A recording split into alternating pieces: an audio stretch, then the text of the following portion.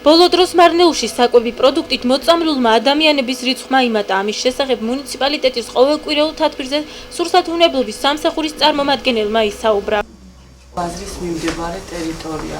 მიუხედავად ჩვენი ძალისხმევისა, არ შედიან ისინი გარემოვაჭრეები ბაზრის ტერიტორიაზე. წინა თვეში იყო სადახლოში ქორწილის უფრაზე 17 კაცი მოიწამლა და აბრალებდა თევზს. ისევე მიდის გარეთ თევზით ყველით ვაჭრობა, რასაც სჭირდება მაცივარი და პირობების დაცვა. ჩვენი გადამღები ჯგუფი დაინტერესდა, რამდენად შეესაბამება მარნეულის ბაზარში გასაყიდის საკვები პროდუქტი ჰიგიენურ ნორმებს და რა აზრი აქვს მოსახლეობას გარევაჭრობასთან დაკავშირებით. ბაზარში აქვე მაცივრები მიდგას და იქიდან მომაქვს თევზი, რომელიც შემოწმებულია. ყველაფერს ჰიგიენურ ნორმებში ვაკეთებ. აქ რაც მიდევს, ეს თევზი გაყიდულია. ჩემი პროდუქტი მაცივარში მაქვს შენახული და იქიდან ვყიდი. რამდენად სუფთაა ეს პროდუქცია? რატომ სხვებს არ ეკითხებით? აქ ჩემს გარდა ბევრი გამყიდველია. რა თქმა უნდა, აქედან ვყიდულობთ, რადგან მაცივარში ინახავენ და ის რაც გარეთ თევზს დახურულია და არ ბინძურდება. 17-18 წელია აქ ვაჭრობ და გამყიდველი ვარ. ძველი მე არაფერი მაქვს გასაყიდი და ჩემი მომხმარებელიც კმაყოფილია.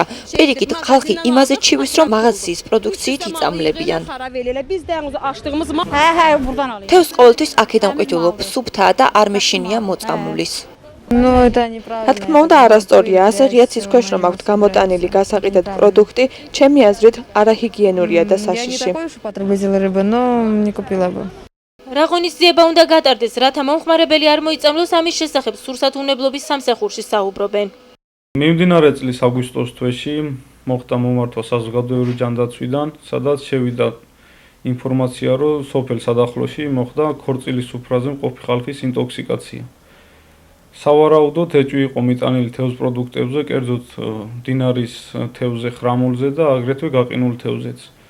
რის შემდეგაც ჩატარდა მოკვლევა, აღნიშნული სუფრაზე მიტანილი თევზ პროდუქტების ამოღება ვერ მოხდა საანალიზოდ, ამიტომ ბაზრის მიმდებარე ტერიტორიაზე შევეცადეთ აგვეღო ნიმუშები. სადაც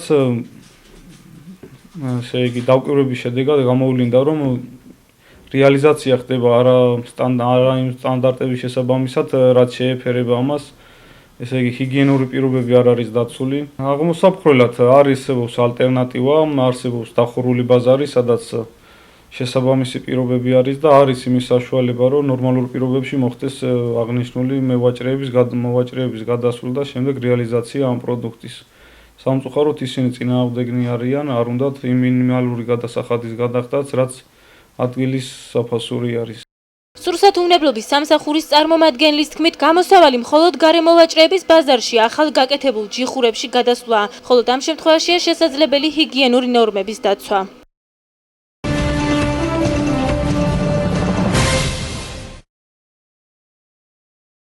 ჯანდარის მასივის მოსახლეობა მეზოში არსებულ მინი სტადიონის რეაბილიტაციასთან დაკავშირებით დაწერილი კოლექტიური წერილი ადგილობრივ თვითმმართველობაში შეიტანა. აღნიშნულ მოთხოვნას მარნეულის მუნიციპალიტეტის გამგეობის თანამშრომლების 24 სექტემბრის თათბირზე საკრებულოს თავმჯდომარე გამოეხმაურა.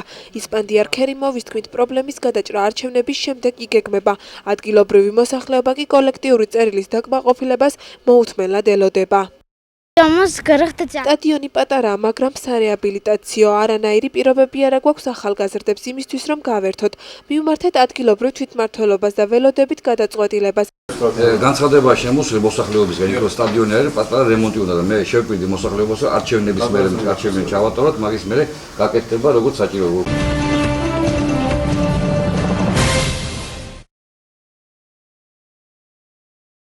სოფელ მარაბდის შესასვლელთან ნაგვის გაწმენდით სამუშაოებს თეთრწყაროს თვითმმართველობა მარნეულის მუნიციპალიტეტის კომუნალური სამსახურის დახმარებით ახორციელებს. კომუნალური სამსახურის წარმომადგენლის თქმით, აღნიშნულ ტერიტორიას ადგილობრივი მოსახლეობა და მაგისტრალზე მოძრავი ტრანსპორტი აბინძურებს. მისივე თქმით, ნარჩენების გატანაში მონაწილეობას მარნეულის მუნიციპალიტეტი ყოველწლიურად იღებს. აღნიშნული ტერიტორია ეკუთვნის მარაბდას თეთრწყაროს მუნიციპალიტეტის წარმომადგენლების თხოვნით მარნეულის კომუნალური სამსახურიდან მოვედით დასახმარებლად. ჩვენ მათ ტექნიკურ დახმარებას ვუწევთ. ეს ადგილები სისტემატიურად იწმინდება. ნარჩენების გასუფთავებასა და გატანაში კი ყოველწლიურად მონაწილეობთ.